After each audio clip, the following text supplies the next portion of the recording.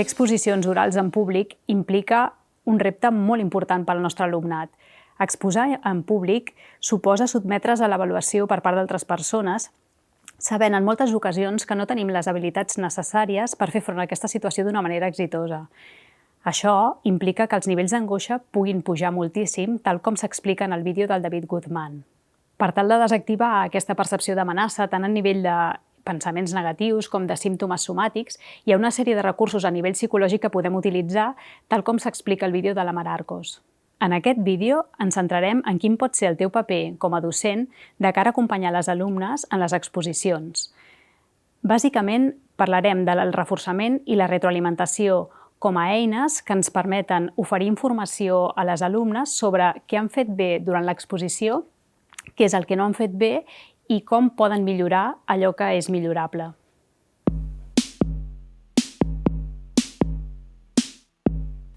A l'aula, l'exposició oral en públic és un recurs àmpliament utilitzat, especialment per avaluar continguts. Si aprofitem aquestes exposicions, podem afavorir que millorin molt les nostres alumnes en les seves habilitats d'oratòria. El problema és que si no les podem acompanyar d'una manera adequada, el que podem aconseguir és que es sensibilitzin i tinguin més por de la que tenien. Has d'intentar implicar l'alumne en el procés de retroalimentació. D'aquesta manera el que afavoriràs és que l'alumne sigui capaç d'analitzar les seves exposicions i també que sigui capaç de pensar en quines millores hi pot anar introduint. Orientar el procés de retroalimentació com un diàleg pot ser molt oportú per tal d'implicar-lo. Alguns aspectes que cal tenir en compte en el procés de retroalimentació i reforçament són els següents. En primer lloc, poder ajudar l'alumne a identificar quines són les habilitats que més li costen per tal d'anar-les treballant de manera jerarquitzada, començant per les que li són més senzilles de treballar. D'altra banda, quan fem les exposicions, centrar-nos bàsicament com a màxim en 3 d'aquestes habilitats en cada un dels assajos que fem. Per últim, un aspecte molt important és delimitar quin és l'objectiu en l'exposició, és a dir, què és el que l'alumne vol transmetre. Hem de tenir en compte que tot aquest procés de reforçament i retroalimentació implica un temps extra en l'exposició que cal contemplar quan s'organitzin les exposicions a l'aula.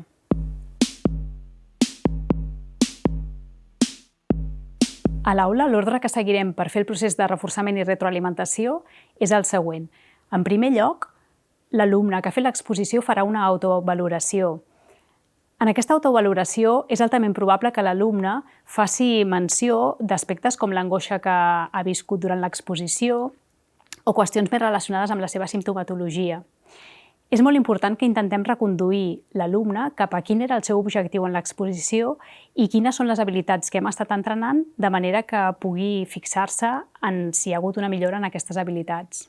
En cas d'haver enregistrat l'exposició, el segon pas seria visionar-la. La instrucció que li hem de donar a l'oradora és que intenti veure el vídeo com si es veiés des de fora, per tal de no reexperimentar tot el malestar que hagi pogut viure. D'aquesta manera aconseguirem que sigui molt més capaç de fixar-se en les habilitats entrenades. Si considerem que la participació del grup pot ser enriquidora, els convidarem a participar en aquest moment del procés. És imprescindible que coneguin quines han de ser les pautes per fer la retroalimentació i en cas de que algú no segueixi aquestes pautes i es generin dinàmiques negatives, com a tutores haurem de reconduir aquesta situació. Feta l'autavaloració i havent convidat a participar al grup, pas que és opcional, ara és el teu torn com a docent. L'objectiu de la teva intervenció és recollir tots els comentaris que s'han fet des de la vessant positiva i des de la vessant correctiva amb les alternatives de millora. L'últim pas implica demanar una nova autovaloració a l'alumne que ha fet l'exposició. D'aquesta manera veurem si ha sigut capaç de recollir tots els aprenentatges que es deriven del procés de retroalimentació i també sabrem si hem d'emfatitzar algun dels aspectes mencionats. En aquest punt acabaríem tot l'assaig.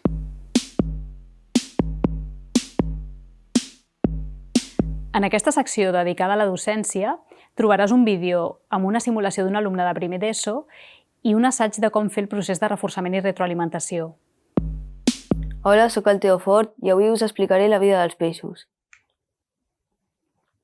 Aquest és l'índex de la presentació. Us explicaré l'alimentació, la reproducció, l'esquelet, el desplaçament, l'estructura, la respiració i l'hàbitat d'aquests animals. Els peixos s'alimenten de diverses coses, com altres peixos, algues i altres vegetals, restes marines i animals microscòpics. Els peixos són animals ovípars. Tenen una reproducció externa o interna. El seu mètode de reproducció són els ous. Els peixos són animals vertebrats i tenen un esquelet cartilaginós. Són de la família dels lepidosirènids. Aquesta és l'estructura dels peixos. Tenen el radi, l'aleta dorsal, l'aleta caudal i l'aleta anal, l'aleta pèlvica, l'opercle i la línia lateral. Els peixos respiren amb brànquies, però hi ha alguns que poden aguantar molt de temps la respiració sota l'aigua i poden respirar per pulmons.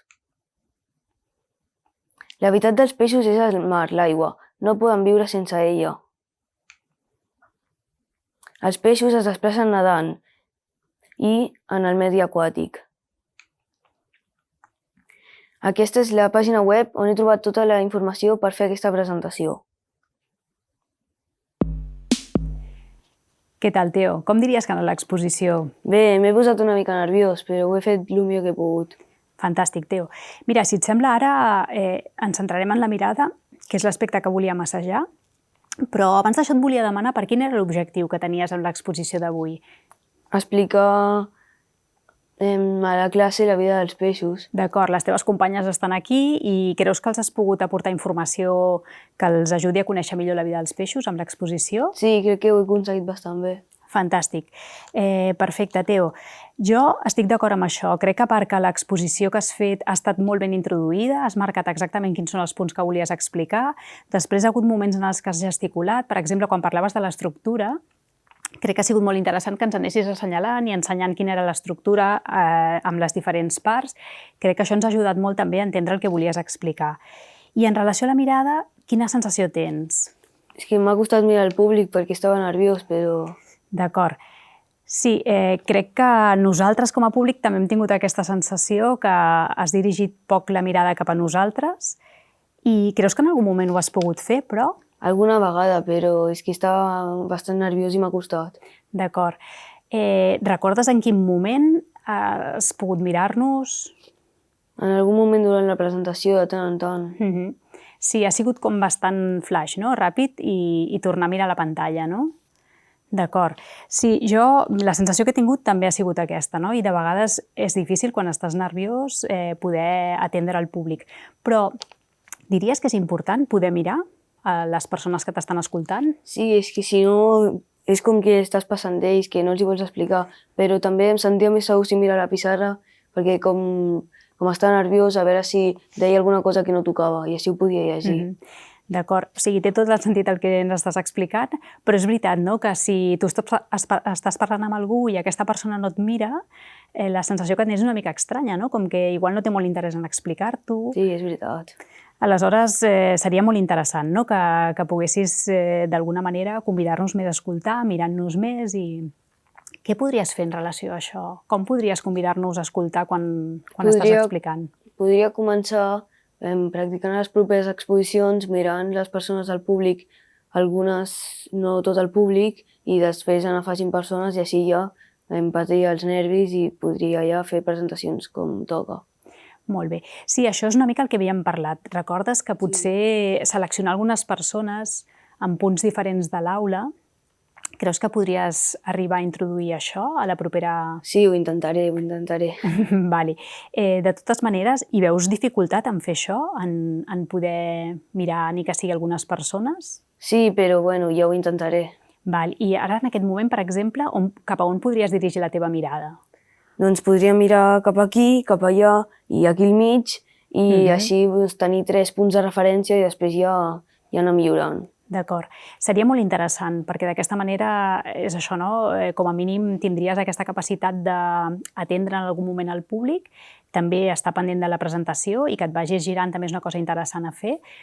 Quanta estona diries que seria convenient poder mirar el públic? No sé, la meitat de la presentació mirant el públic i l'altra meitat més o menys mirant la presentació per anar-te guiant. D'acord. Tampoc cal que sigui una cosa així super cronometrada ni artificial, però seria interessant que com a mínim la meitat del temps sí que ens poguessis mirar perquè així ens sentirem també molt més convidades, no? D'acord. Fantàstic.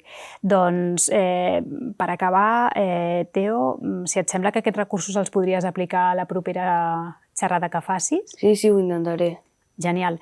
Jo, per acabar, felicitar-te perquè crec que has avançat molt en relació a les altres exposicions que havies fet. Merci. T'has explicat amb molta claredat i crec que això és molt interessant que estigui passant. Has utilitzat també la gesticulació en algun moment, has presentat d'una manera també molt estructurada i molt organitzada i en aquest sentit felicitar-te molt i animar-te a seguir millorant. Vale. D'acord?